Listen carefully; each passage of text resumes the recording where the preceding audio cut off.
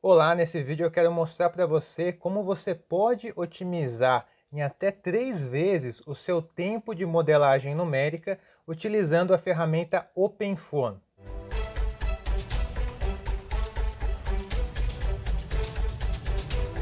Seja bem-vindo a mais um vídeo do meu canal, eu sou o engenheiro José Costa. E pessoal, eu sei que reduzir em até 3 vezes o tempo de modelagem numérica é muita coisa, né? Mas eu vou te mostrar nesse vídeo todas as técnicas que eu desenvolvi para tentar enxugar, para tentar otimizar o meu tempo de modelagem. E hoje eu tenho um tempo de modelagem muito mais rápido do que há 3, 4 anos atrás, tá? Eu percebi que existem diversas etapas que nós acabamos fazendo vista grossa ou deixando passar durante o processo de modelagem, e quando nós ajustamos esses parafusos, né, numa somatória geral do processo, nós temos uma redução muito grande de tempo, uma economia muito grande de tempo. Então fica comigo até o final, que eu vou deixar para você que tem interesse em modelagem numérica um presente especial no final desse vídeo. Se você gosta desse assunto de hidráulica, hidrologia, modelagem numérica, já deixa o seu curtir nesse vídeo, já compartilha com o seu colega, com o seu amigo aí de profissão, um colega engenheiro, um profissional que atue nessa área também, que tenha interesse. E não se esqueça de se inscrever nesse canal para que você possa receber mais conteúdos, mais vídeos como esse. Antes de eu mostrar para vocês as técnicas que eu desenvolvi, para reduzir e otimizar o meu tempo de modelagem numérica e até 3 vezes, né? Eu queria passar para vocês o porquê que eu estou fazendo esse vídeo, né? Por que eu decidi criar esse vídeo e compartilhar essas informações com vocês, tá? Então, no ano de 2013, 2014, mais ou menos, eu comecei a estudar modelagem numérica, CFD, comecei a trabalhar com a ferramenta OpenFOAM, estudar essa ferramenta, desenvolver alguns modelos para o meu mestrado que eu estava desenvolvendo na época, né? E nesse começo, pessoal, assim como todos os começos, né, é um pouco conturbado, né? A parte de aprendizagem é um pouco mais demorada, o software é um pouco complexo, né? Não tinha muitos materiais aí na nossa linguagem, na nossa língua portuguesa, né? Então tinha que recorrer a muitos materiais de fora do Brasil. Então, nesse processo inicial, eu tive muita dificuldade em executar as tarefas, em executar as ações para a criação do modelo numérico. E durante esse processo de criação, eu me perdia muito também, porque é um caminho um pouco longo, né, para você começar um modelo e ter ele finalizado, calibrado, validado. Então, são várias etapas, pequenas etapas que você precisa executar para que o modelo seja realizado corretamente, né? E durante essas etapas, eu tinha essa dificuldade de primeiro ter clareza desse processo, né? Então eu ficava meio perdido, né? E até um exemplo muito prático disso, né? É você pensar em você andar numa sala com a luz apagada, né? Sem luz nenhuma. Então, obviamente, você vai dando passos, né? Mais devagar, tentando entender o terreno, né? Então você reduz a sua produtividade, você reduz a sua velocidade ali de aprendizagem, porque você não tem muita clareza nesse processo inicial do que você está fazendo agora, do que vai vir depois e depois e depois, todo esse caminho claro na sua cabeça. Então, acho que uma das coisas que me deixaram mais lento nesse processo inicial foi essa falta de clareza, né? Então, eu não entendia muito bem como seria o depois desse passo que eu estou, né, construindo aqui agora, como seria essa caminhada até o final no modelo. Então isso me deixou lento, né? Me deixou num ritmo ali de maior dificuldade, né? Para andar com a modelagem, né? Muitas coisas que eu desenvolvia também na época, pessoal, eu estava fazendo numa forma que era a forma mais difícil, né? A forma mais demorada, mais difícil, né? E muitas vezes desnecessária, porque hoje em dia com a tecnologia, né? Com o software que nós temos, com os algoritmos e tudo mais,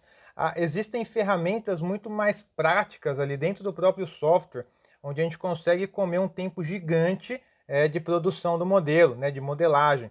Então, algumas etapas que eu desenvolvia na época, numa forma mais arcaica, né, mais manual, e quebrava muita cabeça e começava a dar muito erro, e erro, e erro, e tinha que recorrer à plataforma, né, a buscar na internet, nos fóruns, né, o que eram aqueles erros e perguntar para o pessoal, contar com a boa fé, né, de algum outro engenheiro que tenha passado por aquele erro e me dar uma consultoria ali, me dar um apoio, né? Então, essa dificuldade também na questão de executar tarefas de uma forma mais difícil do que o necessário. E depois que eu executei tudo isso, fui, né, estudando a ferramenta, aí eu fui vendo que existem outras formas mais simples, mais rápidas, né, e com a mesma precisão, ou até muitas vezes melhores, né. Então não tinha necessidade de eu fazer naquele formato antigo que eu estava fazendo. Então essa forma também de trabalhar com a modelagem, a forma que você vai utilizar os dicionários dentro do seu modelo também vai interferir muito, mas muito mesmo, no seu tempo de modelagem. Então, muitas vezes, nesse começo, né, dessa trajetória aí com o OpenFOAM, algumas informações que dificilmente você consegue acertar logo de primeira, né, por exemplo, como um tempo, como a duração do seu modelo, né? Inicialmente, você não tem esse valor exato para você colocar no seu modelo e já sair calculando, né, e já ter a duração exata, né, que você vai ter um resultado que você está buscando, né? Mas existem formas aí de você descobrir passos de tempo otimizados, duração otimizada, tamanho de malha otimizado. Então, tudo isso existem ferramentas onde você consegue incorporar no processo e já sair com um ponto inicial mais próximo ao seu ponto de chegada, né? E não um ponto muito longe. Então, inicialmente eu chutava muita coisa, né? Via o resultado. Se não dava certo, aí eu sabia que aquele chute lá eu tinha que refinar, refinar até aproximar do resultado, né? Então, esse processo também te traz um resultado a longo prazo, só que demora muito, né? Demora muito e você abre mão de várias ferramentas e vários formatos ali, vários dicionários que você pode já começar com um ponto inicial mais próximo do seu objetivo. Outro ponto que me atrapalhou bastante também, pessoal, é porque quando você cria um modelo numérico, né, cria, digamos que é o seu modelo número 1, né? Então você fez o modelo, rodou o modelo, calibrou, validou, tá tudo certinho. Você vai rodar o seu segundo modelo, né? O que você pode fazer? Você pode utilizar os arquivos que você trabalhou no primeiro modelo numérico como base para você criar o seu segundo modelo numérico. Mas como são diversos arquivos e cada arquivo tem diversos caracteres, né, na programação do dicionário, qualquer vírgula a mais, ponto a mais, parênteses a menos, né, tudo isso daí vai impactar no seu processamento, na fase de processamento. Então, se eu deixar algum pedaço sem a vírgula ou com uma vírgula a mais, vai travar o meu cálculo, né? E nesse processo de copiar o primeiro modelo e colar para o segundo modelo e editar esses dicionários já para a segunda modelagem, muita coisa ali eu me perdia porque começava a dar muito erro, né? Porque é muito minucioso, né? São ponto, vírgula, cada coisa no seu lugar. Então também isso me tirava muito tempo, me roubava muito tempo nesse processo de modelagem. Então, pessoal, obviamente, né, nesse processo aí de bateção de cabeça ao longo dessa minha jornada, né, de aprendizado, eu acabei entendendo caminhos aí mais fáceis, caminhos mais simples, né, de implementar todo esse processo durante a modelagem. Muitas ferramentas eu fui agregando para dentro do processo para otimizar o meu tempo de modelagem também, né? E um ponto até que me ajudou bastante, né, que foi ruim na época, mas hoje eu enxergo como algo que veio a me potencializar mais, né, me empurrar mais para frente, é o tempo da defesa da dissertação, né? Então eu tinha um prazo que já estava ali na reta final do prazo e eu precisava rodar os modelos, tirar os resultados, calibrar esses resultados, né, no prazo adequado para eu conseguir defender a minha dissertação, né? Então isso me exigiu, né, a sair daquela comodidade de rodar um modelo da mesma forma de sempre, né, que eu estava rodando, sem implementar nada de novo, sem melhorar o processo. Não, eu estava rodando naquele ritmo.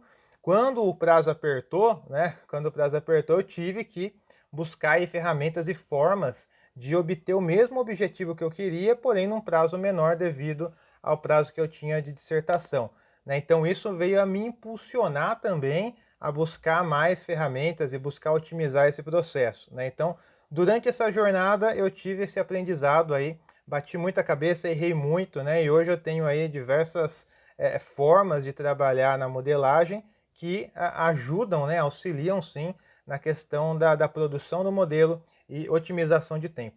Então, graças a essas mudanças aí no percurso, eu consegui defender o mestrado na data, né? Consegui o título de mestre e tudo deu certo, né? Então, essas dicas e essas técnicas que eu quero compartilhar com você agora. Então eu vou compartilhar a tela do meu computador para que eu possa mostrar para você todas as dicas, né, que eu utilizei durante essa jornada aí do mestrado, tudo que eu fui implementando nesse processo de modelagem, para que você saia desse vídeo também com essas técnicas já na sua mente e que você já consiga aplicar aí também nos seus modelos numéricos. Então eu vou compartilhar a minha tela e a gente segue pelo meu computador. Bom, pessoal, vocês estão vendo a tela então do meu computador agora, tá? E eu queria compartilhar com vocês um dos pontos que me atrapalhavam bastante na questão de tempo, né, de modelagem e tudo mais, era a etapa de criar a malha computacional. Então aqui na imagem está aparecendo para vocês um caixote branco aqui, né, que é o meu espaço computacional, onde eu vou colocar aqui as informações de contorno, as informações de entrada, de saída e tudo mais, tá? Então, isso daqui eu consigo configurar dentro do OpenFOAM em um arquivo que chama BlockMeshDict, é um dicionário, tá? Dentro desse dicionário eu tenho aqui diversas coordenadas, né, diversos vértices aqui, cada vértice com a sua coordenada, ou seja, aqui eu tenho o ponto 1, aqui o ponto 2, aqui o ponto 3, né? Então tem uma sequência de vértices e as suas respectivas coordenadas, tá? Então o que acontece, pessoal? Para eu criar essa modelagem aqui desse caixote, eu consigo criar só com o BlockMeshDict. Tá? Então esse espaço computacional, eu não preciso ter nenhuma ferramenta mais avançada. O próprio BlockMeshDict já vai me dar essa opção de criar de uma forma simplificada dentro do programa. Tá? Porém, se eu tiver uma geometria como essa daqui, por exemplo, né? Onde eu tenho um barramentozinho, né, com uma geometria aqui meio escalonada, eu tenho mais um dente aqui, a jusante, né? Aqui eu já tenho uma geometria um pouquinho mais complexa. Então, dentro do BlockMeshDict, eu teria que criar primeiro um bloco aqui embaixo, depois um bloco aqui em cima, depois um outro bloco aqui em cima, depois um outro bloco de fora a fora aqui em cima. Então, ou seja, eu teria que dividir esse meu espaço computacional em pequenos blocos, onde cada bloco teria que casar muito bem as coordenadas de vértice, a interface entre os blocos, né? Então isso, pessoal, dá muito erro, dá muita dor de cabeça, tá? Você perde muito tempo aqui, o seu tempo vai escoando pelos dedos aqui, né? Então, quando você tem geometrias, né, mais complexas ou até geometrias simples que você quer ganhar mais tempo ainda, eu aconselho a vocês trabalharem com STL e SnapXMesh, tá? Já vou explicar para vocês o que é cada coisa, tá? Primeiro ponto, pessoal, ao invés de criar então somente com um block mesh vários blocos aqui dessa malha, o que nós podemos fazer? Nós podemos criar um arquivo STL. O que é um arquivo STL? É um arquivo que você cria em alguma plataforma de CAD, né? Pode ser no próprio Civil 3D, no AutoCAD. E você cria aqui, por exemplo, ó, aqui eu criei um STL de uma escadaria com uma bacia de dissipação aqui embaixo, né? Então, fiz o desenho no AutoCAD, né, aqui em escala, gerei esse desenho uma região 2D e depois dei uma terceira dimensão, por isso que ela está aqui com uma terceira dimensão, tá? Isso daqui eu consigo exportar do AutoCAD num formato que chama STL, tá? Esse formato STL, a ferramenta que é o visualizador gráfico do OpenFOAM, né, que é o ParaView, ele consegue olhar esse arquivo, tá? E ele consegue trabalhar com esse arquivo. Então, o primeiro passo seria criar esse STL da geometria que você precisa modelar utilizando aí ferramentas CAD, tá? O segundo passo é dar o comando SnapXMesh, tá? E dar o comando também ExtrudeMesh. Então aqui embaixo eu vou mostrar para vocês, ó, esses dois comandos, tá? Que vão ser responsáveis pelo seguinte: ao invés de eu criar aqui um bloco, né, um block mesh aqui, um outro bloco no block mesh aqui, mais um bloco no block mesh aqui, o que eu vou fazer? Eu vou criar uma malha retangular, como aquela que eu já tinha mostrado para vocês, né? Deixa eu só voltar aqui para vocês, ó. Vou criar esse block mesh aqui, tá? Vou criar ele do jeitinho que eu já tinha mostrado para vocês aqui, com as coordenadas e tudo mais. E aí, pessoal, fica um destaque, tá? Para quem ainda tem dificuldade de enxergar isso daqui, entender isso daqui, eu fiz um vídeo, né, anterior a esse que eu estou mostrando para vocês, que fala aqui da criação aqui do block mesh, tá? Então lá tem um passo a passo bem detalhado para você entender o porquê de cada coordenada, tá? Então, o primeiro passo eu faço esse caixote aqui, eu faço esse block mesh dict, depois eu faço esse STL, tá? E aí eu vou posicionar o meu STL cruzando com o meu block mesh dict, tá? De uma forma em que eu consiga cruzar esse material com o próprio block mesh, né? Que eu já tinha criado. E aí depois eu vou dar esses comandos que é o snap xmesh, extrude mesh, que vai cortar então a minha malha computacional. Então aquela malha caixote, ela vai ficar com aspecto já com o contorno da escada. Tá? Então aqui eu consigo ver que ela já está cortada, né? Eu já tenho aqui a minha malha finalizada para seguir com o processamento do cálculo. Tá?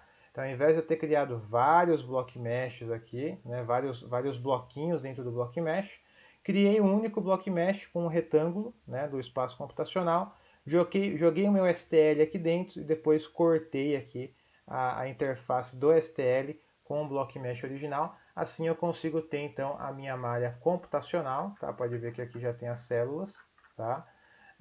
Já montada e já aqui conformando com os dentes da escada. Tá? Então esse processo, pessoal, de criar o STL, né, e depois jogar para dentro do programa e fazer esse recorte com esses dois comandos no terminal, é assim, otimiza muito, muito, muito o seu tempo. Bom, pessoal, outro ponto que vai ajudar bastante vocês aí também é a questão de você alinhar o STL na coordenada correta, tá? Então, se você for partir, né, para essa dica que eu te dei de utilizar o STL e utilizar o Snap Xmesh e o Extrude Mesh, que são os dois comandos dentro do terminal, tá? Quando você for jogar o STL para dentro do OpenFOAM, pode ser, né, que o seu STL apareça muito longe do seu block mesh, tá? Então, lembrando, o seu block mesh vai ser aquele retângulo inicial, né, que você define pelo block mesh dict, e você vai inserir o STL que você gerou no AutoCAD aqui. Quando você inserir, pode ser que ele apareça lá no final de um espaço aqui muito distante das coordenadas do seu block mesh. Tá? Então, para isso, você vai precisar mover o seu STL dessa distância longa aí até a sua coordenada do block mesh. Tá? Então, posicionar ele corretamente aqui. Tá? E nessas coordenadas, pessoal, é muito fácil a gente se confundir, perder tempo, achar que y é z, z é y, né? Porque, relembrando, né? Aqui pegando essas setinhas aqui embaixo, ó, o z é o eixo vertical. O y é o meu eixo, que seria a minha terceira dimensão, a minha espessura do meu modelo, né?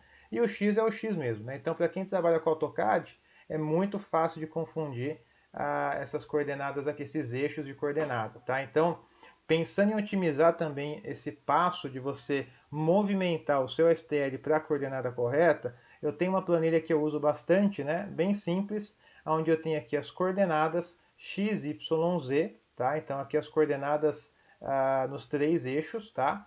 E aí eu tenho aqui STL, tá? Eu preciso olhar então dentro do meu paraview, né? Quando eu jogar o meu STL aqui, eu consigo ver as coordenadas que ele está.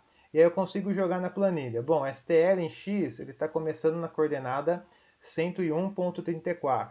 O STL em Y está começando na coordenada 97.57.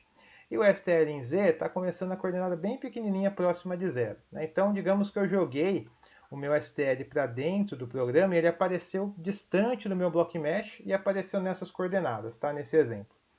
Então o que acontece? O meu block mesh sempre vai começar das coordenadas 0, né? Se eu configurei ele certinho no dicionário, sempre vai começar do x0, y0 e z0, tá? Coordenada de início. Normalmente, pessoal, eu sempre posiciono o meu STL 1 metro atrás do início do meu block mesh, 1 metro atrás da minha coordenada inicial em y e 1 metro abaixo também da minha base do meu block mesh, tá? Ou seja, ele vai estar cortando, né, a minha malha em todos os lados, tá? Ele vai estar transpassando o block mesh em todos os lados, tá? Por isso que ele está negativo em todos aqui, pelo menos 1 metro, tá? Isso daqui facilita para o programa entender que realmente o STL está passando do block mesh, né? Não está parando rente ali ao início do block mesh. E depois eu já tenho o resultado para onde eu tenho que mover então o meu STL, tá? Então quanto que eu tenho que mover em x, y e z? Então em x eu preciso mover ele 102.34 em Y 98.57 e em Z 1.000001, tá? Então, isso daqui que eu preciso mover o meu STL dentro do programa para ele ficar aqui alinhado então com o meu Block Mesh, tá? Então, imaginando que aqui eu tenho o STL bem longe, com essas coordenadas eu vou jogar ele para perto do meu Block Mesh, né? Ou seja, transpassando aqui a minha malha computacional do Block Mesh, e depois eu vou dar o comando Snap Xmesh, Extrude Mesh, que vai cortar então a minha malha, tá? Então esse é um processo que eu acabo fazendo também para resolver esse problema de uma forma mais rápida, tá? Outro ponto dessa planilha, pessoal, é o dado de vazão, tá? Então é bastante comum também nós temos aqui a vazão total, né? Ou seja, a vazão total para a obra em si, né? Para o protótipo em escala real, 1 para 1. Então você tem a vazão, por exemplo, de um canal. Digamos que você vai modelar o canal ou até mesmo essa escada dissipadora. Então você tem uma vazão total, né, para a escala 1 para 1, para a obra real. Você vai ter a largura do seu canal ou da escada. Com isso, nós já temos aqui a vazão unitária, tá? Que seria a vazão total dividido pela largura do canal. Depois nós vamos ter a largura do modelo. Então perceba que esse modelo aqui, ó, ele tem uma espessura bem pequenininha, né, de 10 centímetros, que é a minha coordenada em Y, tá? Então seria isso aqui, ó, tá? 10 centímetros, tá? Em Y. Então, pessoal, aqui eu já lanço aqui a largura do meu modelo e a planilha já me dá a vazão total no meu modelo, tá? Ou seja, aqui como é uma fatia do meu escoamento, eu preciso entrar com a vazão total nessa fatia aqui do escoamento, e não com a vazão total de 10, senão você vai ter uma tromba d'água gigante aqui e não vai estar condizente com o seu modelo, tá? Então essa planilha também me ajuda aqui rapidamente a chegar nesse resultado. E a terceira linha dessa planilha, pessoal, é referente ao ΔT, né? Ao ΔT, que seria o meu passo de tempo na modelagem, tá? Ou seja, o modelo vai gerar aqui os cálculos para mim e vai rodar em passos de tempo que eu tenho que definir para ele, tá? Ou seja, quantos segundos que eu vou ter que rodar os cálculos aqui dentro do OpenFOAM. Então aqui eu tenho uma sequência de cálculo para a gente também ter um pontapé inicial, tá? Pode ser que esse resultado não seja exato, tá? E normalmente não vai ser exato. Então você já tem um pontapé inicial mais próximo, né, do que você busca, porém vai precisar refinar esse passo a passo ao longo do processo, tá? Mas isso aqui já otimiza também demais o seu tempo, porque você já começa com um passo de tempo mais próximo à realidade. Então eu tenho aqui o tamanho total da minha malha, 80 metros. Então imagine que aqui, pegando aqui no meu paraview, né, vou colocar aqui as coordenadas só para a gente ver o tamanho da malha. Só pegar aqui Axis Grid. Então 80 metros, tamanho total aqui da minha malha, tá? Eu vou ter número de divisões 160. Então nesse caso, pessoal, eu tenho 160 divisões ao longo, tá? Ao longo dos meus 80 metros, tá? Isso vai me gerar células de meio metro, tá? Então eu já calculo aqui para mim. Depois eu tenho o número de Coulomb. Esse número de Coulomb, pessoal, é o seguinte. Para a estabilidade, né, do cálculo, ele precisa estar abaixo de 1, né, ou no máximo 1. Tá? Então aqui já aparece o número de Coulomb igual a 1, tá, para a gente simplificar o processo. Se você quiser um cálculo ainda mais refinado, digamos assim, você pode diminuir o Coulomb de 1 para 0,8, 0,7, meio, né? Mas 1 é suficiente para a estabilidade de cálculo, tá? E aqui eu tenho a velocidade máxima que pode ocorrer dentro da minha área aqui de modelagem. Então aqui, por exemplo, eu utilizei um software que chama Cisco, da UFMG, que também tem alguns vídeos aqui do canal falando desse software, né? Onde eu cheguei numa velocidade máxima aqui perto da bacia, né? De 9,5, 9,56 metros por segundo. Então eu fiz esse cálculo prévio no Cisco e depois eu joguei aqui dentro do meu programinha do OpenFOAM, né, e joguei nessa planilha.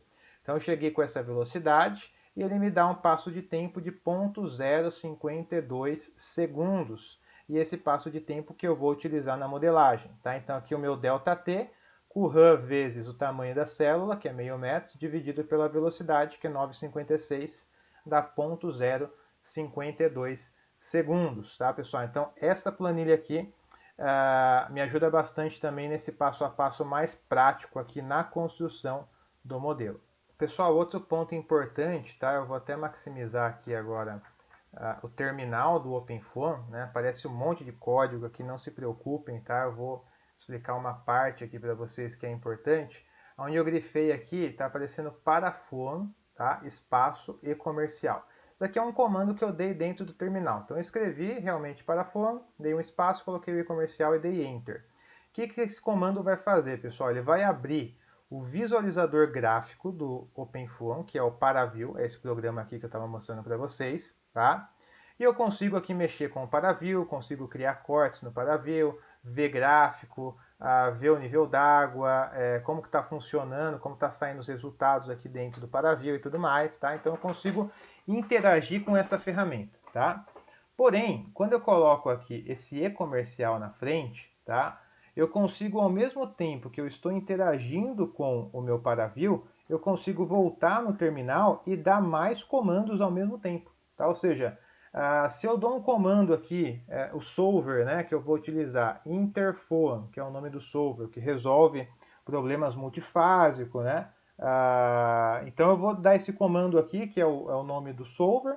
Eu posso dar então o enter, né, e eu consigo ver ao mesmo tempo que o meu programa, o OpenFOAM, vai estar rodando aqui os cálculos, eu consigo já ir vendo aqui os resultados na etapa de tempo aqui de cada resultado, né? Então, quando eu dou o comando paraphone e comercial, eu tenho essa possibilidade. Se eu der o comando somente paraphone, né, ele também vai abrir o Paraview para mim, para que eu possa olhar como está ficando o modelo, porém eu não consigo voltar no terminal e dar o comando que eu preciso, tá? Ou seja, vai ficar travado o terminal. Então, só isso daqui, pessoal, essa ida e vinda do paraphone, né, otimiza muito tempo você utilizar aqui o paraphone e-comercial.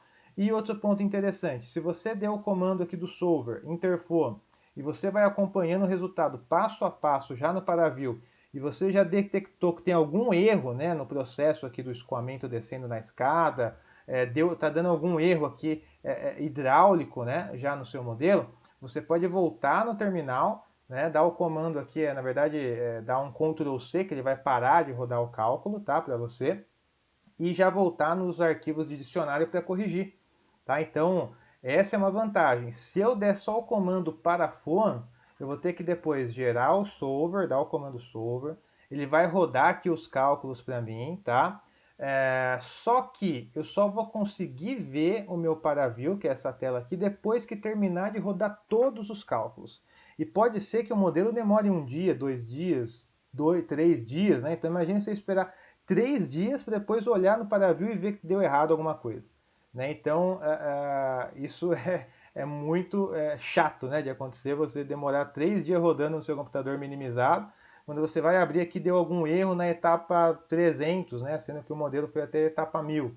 Pô, você perdeu um baita de um tempo, você perdeu mais do dobro do seu tempo aqui esperando o resultado. Tá? Então por isso que é importante dar sempre o comando aqui paraphone, espaço e comercial, porque aí você consegue abrir o Paraview e ao mesmo tempo dar os comandos no terminal do OpenFOAM e observar aqui o resultado passo a passo. Pessoal, outro ponto também que otimiza bastante o tempo, né, quando você cria o seu primeiro modelo numérico, né, ele vai servir de base para o seu segundo, terceiro, quarto, quinto modelo, né, e dentro dos modelos você tem os dicionários, que são os arquivos de edição, né, então dentro de cada dicionário você vai configurar a malha, outro você vai configurar a superfície de contorno, outro você vai configurar o modelo de turbulência que você vai utilizar, então existem diversos dicionários, tá? Quando você copia o primeiro modelo e vai gerar o seu segundo modelo com alterações de altura, de largura, ou até gerar um outro dispositivo mesmo, né, na modelagem, você pode ali pecar, né, pode errar por algum caractere diferente dentro do seu dicionário. Um ponto a mais, uma vírgula a menos, né? Então, esse programinha aqui, o WinMerge, ele ajuda bastante a comparar diversos arquivos, né, que são similares, porém que têm ali alguma diferença. Então, ao invés de você entrar arquivo por arquivo, ver o que está faltando de vírgula, ver onde está o erro, ver onde está faltando parênteses, onde que não abriu parênteses, onde não fechou, pode entrar no WinMerge direto, subir aqui os arquivos que você quer comparar, tá? Então você vem procurar, escolhe o arquivo para comparar, clica em comparar, vai aparecer para você aqui o arquivo da esquerda e da direita, tá? E aqui vai aparecer onde você tem alteração nesse arquivo, tá? Então vai te printar logo de cara aqui onde que está errado, onde que está diferente, tá? para que você possa enxergar essas diferenças dentro aqui já do arquivo. Então, por exemplo, aqui eu tenho pequenas diferenças, né, que são espaços, ó, tá vendo? Depois dessas duas barras tem um espaço, aqui não tem. Aqui tem espaço, aqui não tem. Então, são pequenas diferenças que não faz, na verdade, nenhum impacto no meu cálculo. Depois eu tenho aqui, ó, duas barras e eu tenho uma descrição. Esse termo significa blocos. No outro arquivo eu não tenho, tá? Então aqui mostra pintado de vermelho. Outra diferença, ó, aqui eu estou dividindo em 160 pedaços a minha malha. Aqui eu estou dividindo em 1.600 pedaços. Então aqui o zero aparece pintado de vermelho.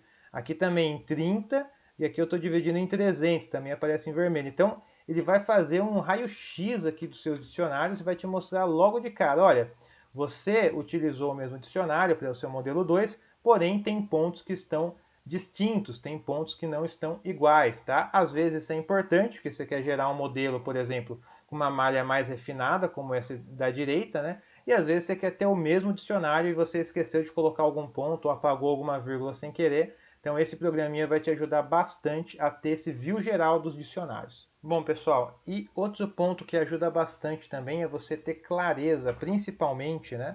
Principalmente na etapa de processamento, onde você vai utilizar o seu terminal do OpenFOAM e vai dar uma sequência de comandos lá, e o programa vai gerar então aí para você os resultados já para você avaliar na etapa de pós-processamento. Então, durante o processamento, você precisa dar uma sequência de comandos, tem um script de comandos, que é a sequência que importa muito, tá, pessoal? Então, essa sequência aqui, eu acabo utilizando para alguns dos meus modelos. Pode ser que entre algum comando a mais, ou saia algum comando, né? Isso daqui não é padrão para tudo, tá, pessoal? Mas só para que vocês possam entender um pouco e ter noção dessa clareza que eu estou falando. Então, por exemplo, primeiro comando que eu dou no terminal, né? Vou colocar aqui como primeiro, é o comando blockmesh, tá? Então, esse comando blockmesh vai ser responsável por criar a minha malha computacional, tá? Então, dentro lá do meu modelo, eu preciso criar a minha malha computacional com tamanho XYZ, com tamanho de célula, né? Então, eu preciso dar esse comando blockmesh dentro do terminal, tá? Depois, o segundo comando que eu dou já é o comando paraFOAM, tá? Vou colocar como segundo aqui, já é o comando paraFOAM espaço e-comercial, porque eu já consigo acessar o meu paraview durante o meu trabalho de processamento dentro da ferramenta, dentro do meu terminal, tá? Então, já dou esse comando aqui para deixar aberto já o paraview e já ir olhando os resultados e as mudanças que estão acontecendo na minha malha, tá? Bom, depois eu dou um comando, colocar como 3 aqui, Surface Feature Extract, tá? Esse comando aqui, junto com o Snap Xmesh, vou colocar aqui 3.1, tá? Eles vão ser responsáveis, tá? Por transformar o meu STL, tá? Numa linguagem que o programa vá compatibilizar com o meu BlockMesh, tá? E já aparar qualquer tipo de ponta solta, né? Já vai dar um review geral nesse meu STL que vai ser gerado aqui na malha, tá? Então, eles vão influenciar nessa transferência do STL para a minha malha computacional. Depois eu vou dar o comando aqui que chama Extrude Mesh, tá? Que é o quarto comando, né? Esse comando vai ser responsável por pegar a minha malha Block Mesh, cortar ela e deixar já com o contorno dos degraus, tá? Então, aqui eu preparei a minha malha, aqui eu criei a malha computacional. Aqui eu preparei o meu STL para cortar a minha malha computacional. Aqui eu vim e cortei. Tá? Então, esse comando aqui. Depois, pessoal, eu preciso fazer uma etapa aqui, deixar como um asterístico, né? Que eu preciso apagar algumas pastas que vão ser geradas dentro do meu arquivo inicial. Tá? Então, eu vou ter a minha pasta raiz, deixa eu ver se eu consigo abrir aqui para vocês. Ó. Vou pegar aqui um arquivo, vou ter a minha pasta raiz, que é o Zero Constant System. Tá? Para quem não conhece isso daqui, também aconselho você ver o vídeo anterior, onde eu explico melhor essas etapas, né? E aqui vai aparecer algumas pastas, como 0.002, 0.004, né? Então, nessa etapa aqui, eu vou apagar essas pastas, porque ele está criando malhas computacionais ao longo do tempo, só que a minha malha, nesse caso, vai ser fixa. Né? Então, eu só vou ter aqui a minha pasta 0. As outras aqui eu vou apagar. Então, eu preciso fazer esse processo aqui de apagar essas pastas que vão aparecer, né, durante a extrusão, digamos assim, da minha malha computacional. Depois eu tenho esse comando aqui que pode ser o quinto, né, esse toposet. ele vai criar então uma entrada de ar em algum pedaço do meu modelo se eu quiser criar, tá? Então, até esse toposet aqui eu vou tirar para vocês, talvez eu volte a falar mais em algum outro vídeo, só para não ficar meio avulso aqui, tá? Mas ele cria uma entrada de ar dentro do seu modelo se você quiser. Em outros vídeos eu posso estar abordando de uma forma mais detalhada, tá? Depois eu tenho que substituir, vou deixar um asterisco também, porque não é um comando aqui no terminal, é uma substituição que você tem que fazer. Então, dentro aqui da sua pasta, eu sempre deixo aqui ó, esse arquivo alpha.water.orig, que é o arquivo original do AlphaWater. Tá? Então, dentro desse arquivo, eu tenho algumas propriedades de contorno em relação ao escoamento. Tá? Então, dentro da pasta 0, eu tenho o AlphaWater, que eu copiei no meu modelo antigo, já está alterado, já está aqui com alguns resultados. O que eu tenho que fazer? Copiar esse alphawater.orig, tá? Preciso jogar ele para cá na pasta 0 e apagar esse alpha.water antigo.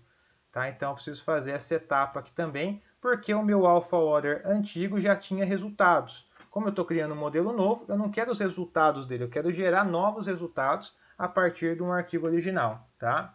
Depois eu tenho o meu quinto comando no terminal, que é o setFields. Ele vai criar caixas de água. Né? Então, por exemplo, aqui eu tenho uma caixa de água inicial, tá? nessa coluna vermelha, e aqui eu tenho uma caixa de água na bacia. Então o modelo já no tempo zero, ele vai começar com esses dois volumes de água aqui. Então essa água vai se deformar, vai escoar nas escadas e vai cair aqui na bacia, tá? E a minha bacia já está cheia de água porque eu sei que isso aqui vai encher ao longo do tempo.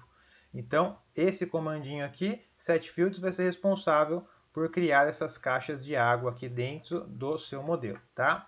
Por fim, então, pessoal, nós temos o último comando, que é o solver interFlow, tá? Que vai resolver o nosso escoamento multifásico. Então, desse comando interFlow, aí o programa vai começar a processar os cálculos, tá? Então, aqui, daqui para baixo, tá? Ele vai rodar um monte de cálculo, então vai rodando um monte de cálculo. Quando ele terminar, ele vai dar uma linha de comando end dentro do terminal, e aí eu posso checar o paraview, né, para ver os resultados, tá? Posso checar o paraview aqui no final, tá? Porém, eu aconselho você já ir checando o paraview ao longo desse processo, tá? Antes de acabar aqui. E se alguma coisa acontecer de errado, digamos que aconteceu alguma coisa de errado na etapa aqui X, eu já venho aqui e já corrijo o modelo, né? Depois de corrigir o modelo, eu volto no terminal e dou novamente o comando interFlow, já seria o meu sétimo comando, ou o oitavo, nono, e assim vai, tá? Então, essa sequência aqui, pessoal, é importante você ter essa clareza, tá? Para que você consiga ter mais segurança, né? E mais rapidez também nesse processo. Bom, pessoal, então alguns pontos importantes, né? A questão de você criar a malha computacional, né? Ao invés de você criar somente pelo block mesh, criar vários blocos dentro do seu modelo, né, e substituir essa forma de trabalhar pela forma que eu mostrei para vocês, que é utilizando o SnapXMesh, utilizando um STL, né, isso traz para você um ganho assim de produtividade, um ganho de tempo gigantesco, né, principalmente quando você vai trabalhar com uma geometria muito complexa, né? Então, às vezes, você tem uma geometria muito padronizada, né? A diferença não é tão grande, mesmo assim o SnapXMesh é muito mais rápido, né? Mas pode ser que a diferença não seja tão grande para a geometria simples. Quando você tem uma geometria mais complexa, aí, meu amigo, a diferença é gigante, é gigante. Outro ponto interessante, né, que eu passei para vocês é a questão das planilhas, né? Você já ter ali planilhas preparadas para você modificar coordenadas de STL, para você já calcular as vazões do seu modelo, né? Então, todas essas planilhas, que na verdade eu condensei todo esse material em uma única planilha com diversas abas, né? Onde você vai conseguir acessar a aba de mudança de coordenada, a aba de vazão e a aba do passo do tempo, né? Que eu passei para vocês aqui também. Então, essa planilha com essas três abas, né? Eu vou deixar num link aqui embaixo na descrição desse vídeo. Nesse link você vai clicar, vai abrir uma página para você, onde você vai colocar o seu e-mail, o seu nome e clicar em entrar na página de download. Quando você entrar nessa página de download, lá você vai ter essa planilha disponível para você fazer o download de forma gratuita. Além dessa planilha, tem mais 25 planilhas nesse link que você pode baixar lá também para o seu computador. Além das planilhas, pessoal, o importante aqui do vídeo para vocês é trazer essa clareza do processo, né? Como eu comentei no começo desse vídeo, se você está num lugar escuro, a sua tendência é você andar mais devagar, você tentar observar mais o ambiente, né? E isso daí tende a te deixar um pouco mais lento por causa da cautela, né? Quando você tem mais clareza do caminho, você consegue andar um pouco mais rápido com a mesma segurança, né? Mas você consegue ter uma clareza do processo, né? Então, esse vídeo, a ideia é trazer um pouco mais de clareza para vocês e alguns pontos adicionais, como a ferramenta do Emerge, que vem somar, né, potencializar também o seu ganho de tempo, né, nessa questão de comparação de dicionários, né, alguns detalhes como o comando do Paraphone com o e-comercial, onde você já consegue ver o resultado mesmo durante o processamento, né? Então, todo esse conjunto, esse pacote de informações que eu passei nesse vídeo para vocês, vai reduzir, vai otimizar o seu tempo assim bruscamente, tá, pessoal? Eu aconselho você a implementar todas essas dicas no seu processo aí de modelagem numérica e depois você pode voltar aqui e me comentar, né, deixar um comentário ou mandar algum e-mail falando se melhorou ou não o seu processo de modelagem. Pessoal, então espero que vocês tenham gostado desse vídeo, tá? Não se esqueça de deixar o seu curtir nesse vídeo, compartilhar com o seu colega engenheiro que também gosta de assuntos como esse que nós estamos abordando aqui do canal, tá? Não se esqueça também de se inscrever nesse canal para que você possa ser avisado dos próximos conteúdos e eu vou deixar também na descrição desse vídeo todas as minhas redes sociais com um destaque especial, né, para o Telegram, que eu tenho um canal no Telegram, onde eu compartilho também diariamente ali com pequenos áudios, pequenas pílulas de conteúdo, né, diversos temas aí no campo de hidráulica, hidrologia, mecânica dos fluidos e outras temáticas também. Tá bom, pessoal? Grande abraço e até a próxima!